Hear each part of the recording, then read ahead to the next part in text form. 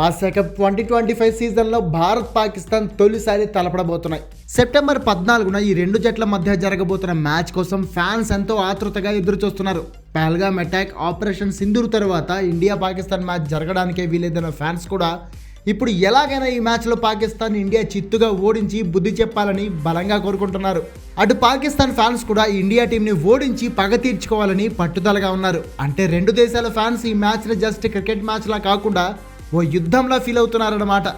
అయితే ఒక్కసారి రెండు టీంల మధ్య క్రికెట్ హిస్టరీ చూసుకున్నా, లేదంటే ఫామ్ పరంగా అంచనా వేసిన పాకిస్తాన్కి టీమిండియా ఇంకోసారి చుక్కలు చూపించబోతోందని క్లియర్ కట్గా అర్థమవుతోంది. ఒకవైపు టీ20లో టీమిండియా వరల్డ్ ఛాంపియన్గా ఉండగా పాకిస్తాన్ 8వ స్థానంలో ఉంది. అంతేకాకుండా పాక్లో సీనియర్ ఆటగాళ్లు ఒక్కళ్ళు కూడా లేరు. ఆ జట్టు పూర్తిగా కుర్రాళ్లతో ఉంది. మరోవైపు భారత్ వరల్డ్ బెస్ట్ టీ20 ప్లేయర్లతో భీకరంగా కనిపిస్తోంది. దానికి తోడు ఆసియా కప్, టీ20 ప్రపంచ కప్, వన్డే ప్రపంచ కప్ ఏ ఐసీసీ టోర్నీ తీసుకున్నా పాక్పై భారత్దే పైచేయి. ముఖ్యంగా ఆసియా కప్లో పాకిస్తాన్పై భారత్దే పూర్తి ఆధిపత్యం. 1984లో ఈ టోర్నీ మొదలైనప్పటి నుంచి అన్ని సీజన్లలో కలిపి భారత్ పాకిస్తాన్ జట్లు 18 సార్లు తలపడగా భారత్ 10 సార్లు గెలిస్తే పాకిస్తాన్ 6 సార్లు గెలిచింది.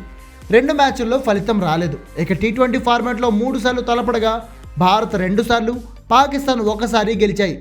ఈ లెక్కల్ని బట్టి చూస్తే ఈసారి సీజన్లో కూడా పాకిస్తాన్కి టీమిండియా చుక్కలు చూపించడం పక్కా అనిపిస్తోంది.